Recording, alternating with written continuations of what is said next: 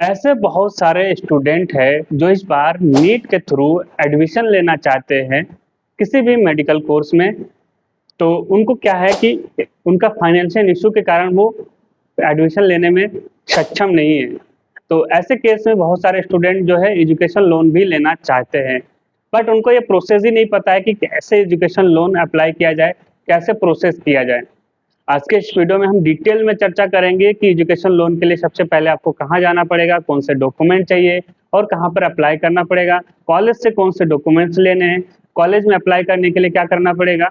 ये सारी चीज़ें आपको इस वीडियो में डिटेल में शेयर करने वाले हैं। ऐसा बहुत सारे स्टूडेंट हैं जो फर्स्ट ईयर से अपना एजुकेशन लोन के लिए अप्लाई करना चाहते हैं। वो चाहते हैं कि सर मुझे फर्स्ट ईयर से ही अप्लाई करना है, तो मुझे क्या करना पड़ेगा, वो भी हम डिटेल में बताने वाले हैं। Hi guys, this is Shubham and you are watching Shubh talks. सबसे पहले हम बात करें तो अगर आप काउंसलिंग कराते हो तो आपको सबसे पहले आपके हाथ में अलॉटमेंट लेटर होना चाहिए। बिना अलॉटमेंट लेटर के आपका कोई भी प्रोसेस नहीं होगा। जब तक एडमिशन नहीं होता है आप एजुकेशन लोन अप्लाई नहीं कर सकते हो।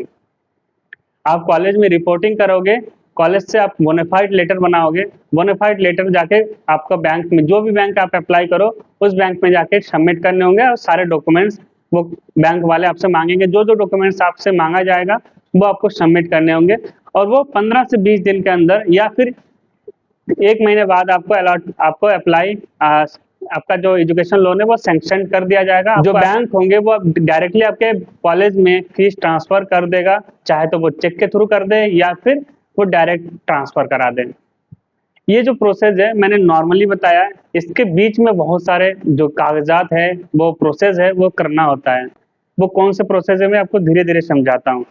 सबसे पहले आपके पास अलॉटमेंट लेटर होना चाहिए। अलॉटमेंट लेटर होने के बाद आपके पास सारे डॉक्यूमेंट्स होने चाहिए जो बैंक आपसे मांगेगा। बट किसी भी तरह से आप ओरिजिनल डॉक्यूमेंट्स मत देना। बैंक वाले कई बार बोलते हैं कि ओरिजिनल डॉक्यूमेंट चाहिए। कुछ डॉक्यूमेंट्स ओरिजिनल जो दोबारा बन सकते हैं वो आप दे सकते हो, लेकिन जैसे हाई स्कूल है, इंटर की मार्कशीट है, इनको आप ओरिजिनल मत देना। ये तो कई बार तो कॉलेज में सबमिट हो जाते हैं तो यहाँ पर तो आप दे भी नहीं सकते हो। इसके बाद आपको विद्या लक्ष्मी धन पोर्टल में जाके रजिस्ट्रेशन करना पड़ता है। ये पीएम विद्या लक्ष्मी पोर्टल में आपको रजिस्ट्रेशन करना पड़ेगा। जब भी आप किसी भी बैंक में जाओगे तो सबसे पहले आपको बैंक वाले आपसे गारंटर मांगेंगे या फिर कोलेट्रल मांगेंगे। बिना इसके आपको कोई भी एजुकेशन लोन प्रोवाइड करने से मना कर देगा। तो इसके लिए गवर्नमेंट की तरफ से एक पोर्टल ऑन किया गया है जो कि है कोलेट्रल। क्या होता है कोलेट्रल? अगर आप जाओगे तो कोई भी ऐसी चीज, सामान या ऐसी कोई भी वस्तु जिसके जो कि आपका एजुकेशन लोन, जितना भी आपका ट्यूशन फीस है, जितना भी आप एजुकेशन लोन लेना चाहते हो उसके बराबर या उससे ज़्यादा का होना चाहिए। या फिर कोई बैंक गारंटर होना चाहिए जो कि आपसे वो जिम्मेदारी ले सके आपकी कि आप इसका एजुकेशन लोन प्रोवाइड करा दोगे। अगर ये सक्षम नहीं हुआ तो यहाँ पर इस चीज को बाईपास करने के लिए गवर्नमेंट की तरफ से एक पोर्टल खोला गया है जिसका नाम है पीएम विद्या लक्ष्मी पोर्टल, जहाँ पर आप रजिस्ट्रेशन करके अपना अपना जो प्रोसेस है करा सकते हो। इसमें कोई कोलेट्रल की जरूरत नहीं है, कोई बैंक गारंटर की जरूरत नहीं है। नेक्स्ट जो आपका है, आपको सारे रूल्स एंड रेगुलेशन बैंक से समझ लेना पड़ेगा कि किस तरह से वो आपका बेनिफिट प्रोवाइड करा रहा है और किस तरह का रीपेमेंट का प्रोसेस रहेगा। कब कब तक आपसे बैंक वो पैसा मांगेगा जो आपने एजुकेशन लोन के लिए लिया है और उसका क्या क्या बेनिफिट रहने वाला है, वो सारी चीजें आपको बैंक से समझना पड़ेगा। सबसे पहले आपको बैंक में ही जाना पड़ेगा। जो भी बैंक आपको एजुकेशन लोन प्रोवाइड कराएगा वो कुछ डॉक्यूमेंट्स आपसे मांगेंगे, कुछ कागजात मांगेंगे जिसको आप शो करोगे, प्रेजेंट करोगे, उसके बाद ही आपको सैंक्शन किया जाएगा। अब हम आगे बात करते हैं तो यहाँ पर लोन दो तरीके से होता है। आपको पता है एक सिक्योर्ड लोन जैसे कि मैंने बताया आपको, या अनसिक्योर्ड लोन। सिक्योर्ड लोन में आपको कुछ कागजात दिखाने पड़ते हैं, अनसिक्योर्ड में तो आपके पास है नहीं। अगर नहीं है तो उस कंडीशन में लोन देने से बैंक वाले मना ही कर देते हैं। अब बैंक तीन तरीके से बैंक होता है। एक तो गवर्नमेंट बैंक होता है जहाँ पर जाके अप्लाई करो, या फिर प्राइवेट बैंक होता है, या एनबीएफसी बैंक होता है। यहाँ पर गवर्नमेंट बैंक जो होता है सबसे कम ब्याज में आपको एजुकेशन लोन प्रोवाइड कराता है। लेकिन ये जो बैंक होते हैं ये आपसे बहुत सारे कागजात मांगते हैं और बहुत सारे रूल्स एंड रेगुलेशन इनके होते हैं जिसके कारण यहाँ पर लोन पास करने में लगभग 1 से लेकर 4 महीने तक भी लग सकते हैं। इसके अलावा प्राइवेट बैंक में जाओगे तो प्राइवेट बैंक बहुत ही कम डॉक्यूमेंट्स के साथ आपको एजुकेशन लोन प्रोवाइड करा देंगे, लेकिन इसका जो इंटरेस्ट चार्ज होगा वो ज़्यादा होगा as compared to government bank. Government bank में एसबीआई हो गया, पीएनबी हो गया, बैंक ऑफ बड़ौदा हो गया, ये सारे बैंक आपको एजुकेशन लोन कम रेट पे देते हैं। अब आपको ये सारे बैंक में जाके बातचीत करना पड़ेगा। जब भी आप बैंक में जाओगे तो बैंक आपसे कुछ इन्फॉर्मेशन पूछेंगे, जैसे कि आपको कॉलेज कहाँ पर है, आपका कॉलेज का क्या नाम है और वो कॉलेज का रेपुटेशन कैसा है। वो कॉलेज वेबसाइट पर चेक करेगा कि उसका नाम रजिस्टर्ड है कि नहीं, अगर है तो फिर वो अलाउ करेगा, अदरवाइज वो मना ही कर देगा। गवर्नमेंट की तरफ से एक स्कीम निकाला है जिसमें आप 10 लाख तक का लोन ले सकते हो, जिसका नाम है, जिसको मैंने पहले ही बताया है कि पीएम लक्ष्मी पोर्टल पे जाके आप रजिस्ट्रेशन करोगे तो वहाँ पर 10 लाख तक का लोन आपको मिल जाएगा, जो कि जितने भी गवर्नमेंट और प्राइवेट बैंक है जो भी आप अप्लाई करो जहाँ पर, उसका जितना भी इंटरेस्ट रेट होगा उसका 3% फ्लैट डिस्काउंट के साथ आपको एजुकेशन लोन प्रोवाइड कराएगा। अगर कोई बैंक 11% इंटरेस्ट रेट के साथ आपको एजुकेशन लोन प्रोवाइड करा रहा है तो विद्या लक्ष्मी पोर्टल पर रजिस्ट्रेशन करने के बाद आपका जो फ्लैट 3% का डिस्काउंट हो जाएगा, मतलब कि जो 3% ब्याज होंगे वो गवर्नमेंट बैंक को देगी। इसके लिए कौन कौन बेनिफिशियल है, जिनकी इनकम 8 लाख से कम है वो इसके लिए एलिजिबल हैं और कहीं पर भी उसने लोन या किसी तरह का अलग गवर्नमेंट बेनिफिट ना ले रहा हो, अलग तरीके से गवर्नमेंट का बेनिफिट ना ले रहा हो। इसके बाद आता है कि कौन कौन से डॉक्यूमेंट चाहिए होगा। सबसे पहले आपके हाथ में अलॉटमेंट लेटर होना चाहिए, उसके बाद एडमिशन लेटर और फीस स्ट्रक्चर कॉलेज की तरफ से, जो कि आपको पता है, बोनाफाइड लेटर आपके पास होना चाहिए। 10th प्लस 12th की मार्कशीट होनी चाहिए। आइडेंटिटी में आधार कार्ड या पैन कार्ड या वोटर आईडी कोई भी चलेगा, वो होना चाहिए। इसके बाद इनकम सर्टिफिकेट होना चाहिए और कौन सी कास्ट हो वो सब सर्टिफिकेट आपके पास होना चाहिए। इसके बाद आपके पास जो बैंक गारंटर है या फिर आपके पेरेंट्स का डॉक्यूमेंट्स की जरूरत पड़ेगी, को एप्लीकेशन केवाईसी इनकम डॉक्यूमेंट्स की जरूरत पड़ेगी। अब आपको ये भी चेक करना पड़ेगा कि वो कॉलेज QHEIS के तहत रजिस्टर्ड है, उस वेबसाइट पे उनका नाम है कि नहीं। आपको कॉलेज का प्रोस्पेक्टस भी सबमिट करने पड़ेंगे कॉलेज का बैंक को। ये सारे डॉक्यूमेंट्स आपको जरूरत पड़ेगी।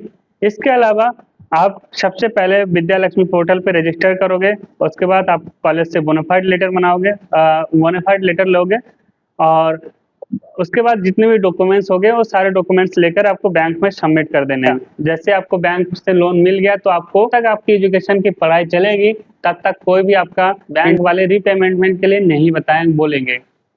ये जो दौरान, इसे मोडिटोरियल पीरियड कहते हैं। इस लोन में क्या क्या कवर होता है? इस लोन में आपका ट्यूशन फीस कवर होगा, इसमें हॉस्टल चार्ज कवर होगा, इसमें बुक्स और डिवाइस, कोई भी डिवाइस आप खरीदना चाहते हो, जैसे कि आपको कोई गैजेट हो गया, वो अगर लेना चाहते हो तो उसकी बिल आपको सबमिट करनी पड़ेगी, तभी बैंक आपसे वो आपको एजुकेशन लोन में प्रोवाइड कराएगा। ट्यूशन फीस आपको डायरेक्टली कॉलेज ट्रांसफर करेगा और हॉस्टल चार्ज जब भी आप कॉलेज के हॉस्टल में रहोगे तभी आपको ये लोन प्रोवाइड कराएगा। अदरवाइज अगर आप बाहर रहना चाहोगे तो ये लोन नहीं देंगे बैंक वाले, क्योंकि ये डायरेक्टली कॉलेज में या किसी भी इंस्टीट्यूट में डायरेक्ट ट्रांसफ़र करते हैं, ना कि आपके बैंक अकाउंट में। बुक्स के लिए आपको डायरेक्ट ट्रांसफ़र कर सकते हैं, लेकिन इसके लिए आपको बिल दिखाना पड़ेगा, उस जहाँ से भी आप बुक्स खरीदोगे उसका बिल, या फिर वहाँ उसी पे डायरेक्टली ट्रांसफ़र किया जाएगा। ऐसे ही डिवाइस के लिए भी है, कोई भी लैपटॉप या किसी भी तरह का टैबलेट वगैरह लेना चाहोगे तो उसके लिए आपको बिल शो करना पड़ेगा और वहीं पे डायरेक्ट ट्रांसफ़र किया जाएगा। आप अगर आपकी इनकम 4.5 लाख से कम है तो आपको जो विद्या लक्ष्मी पोर्टल पे आपने रजिस्टर किया था उसमें पूरा का पूरा 100% आपका जो है एजुकेशन लोन पे कोई इंटरेस्ट चार्ज नहीं लिया जाएगा। तो क्वालिटी हायर एजुकेशन इंस्टीट्यूट में इसका नाम होना चाहिए। जिस भी कॉलेज में आप पढ़ रहे हो वो college quality higher education institute में उनका नाम रजिस्टर्ड होना चाहिए। अब बात आती है कि कब तक पेमेंट हमें दोबारा से करना पड़ेगा, एजुकेशन लोन हम कब तक वापस रिटर्न कर सकते हैं। उसके लिए मैं आपको बता देता हूँ रीपेमेंट और टर्म क्या रहता है। बैंक में ज़्यादातर 7 से 10 साल का रीपेमेंट का टाइम देता है जब तक आपका एजुकेशन है। मान लीजिए आपका एजुकेशन मेडिकल कोर्स में कर रहे हो तो आपका एजुकेशन 5.5 साल तक रहने वाला है।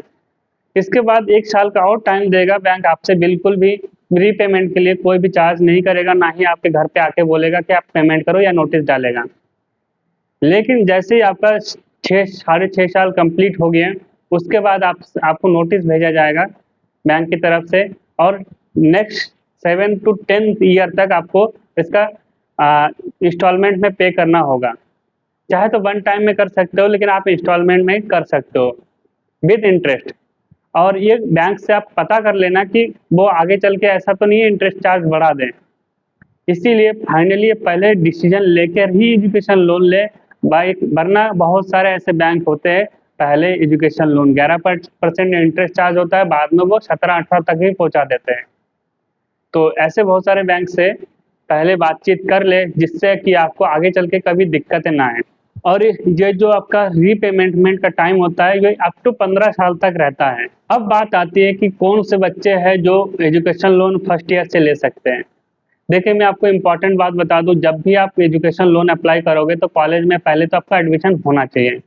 और कॉलेज वाले कोई भी कॉलेज हो, जब तक आप फीस सबमिट नहीं करोगे आपका रिपोर्टिंग नहीं करेंगे।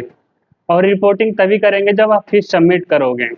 तो फीस सबमिट के लिए कुछ कॉलेज तो 50,000 1 लाख तक सबमिट करो तो मान जाते हैं, लेकिन कुछ कॉलेज होते हैं 1 टाइम में फीस सबमिट करना होता है, उसी के बाद वो रिपोर्टिंग करते हैं। तो कॉलेज में सबसे पहले बात करो कि सर अगर वो प्राइवेट कॉलेज हैं तो, गवर्नमेंट कॉलेज तो बिल्कुल नहीं सुनने वाला है। गवर्नमेंट कॉलेज डायरेक्टली वो 1 टाइम में फीस सबमिट करोगे उसके बाद रिपोर्टिंग लेगा, अदरवाइज वो रिपोर्टिंग नहीं लेगा। इसका मतलब अगर आप फर्स्ट टाइम एडमिशन लेते हो तो आपको पूरा फीस सबमिट करना पड़ेगा। आप सेकेंड ईयर से एजुकेशन लोन ले सकते हो। ऐसा दिक्कत नहीं है कि फर्स्ट ईयर से अगर एजुकेशन लोन नहीं लिया तो आपको सेकेंड क्रॉप से नहीं मिलेगा। आप सेकेंड ईयर से भी एजुकेशन लोन ले सकते हो, थर्ड ईयर से एजुकेशन लोन ले सकते हो, फोर्थ ईयर में लास्ट ईयर कभी भी एजुकेशन लोन ले सकते हो। जब तक आप खुद से अपना पेमेंट कर सकते हो, कॉलेज को अपना ट्यूशन फीस सबमिट कर सकते हो, खुद से करो। जिस ईयर आप नहीं ले सकते उस ईयर आप अप्लाई कर दो, आपको बैंक से एजुकेशन लोन मिल जाएगा। ऐसा कंपलसरी नहीं है कि फर्स्ट ईयर ही आपको अप्लाई करना पड़ेगा, अदरवाइज आप सेकेंड ईयर से नहीं ले सकते हो। आप सेकेंड ईयर से भी ले सकते हो, थर्ड ईयर से ले सकते हो, फोर्थ ईयर से भी ले सकते हो।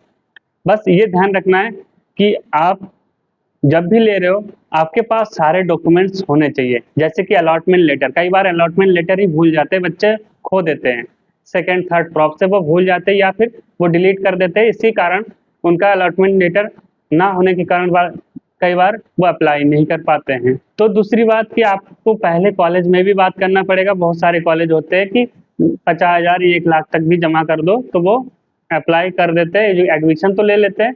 बाद में 1 महीने तक आप 1 महीने का टाइम देते हैं, 1 महीना या 2 महीने का जो भी टाइम दे उसी के अंदर अंदर आपको बाकी एजुकेशन लोन से आपको कॉलेज में फीस सबमिट करनी होती है। तो ये सारी इन्फॉर्मेशन आपको कैसी लगी आप मुझे कमेंट सेक्शन में बता सकते हो। बाकी चैनल को पहली बार आए हो तो चैनल को जरूर सब्सक्राइब करिए। मिलते हैं अगली वीडियो में। Thank you.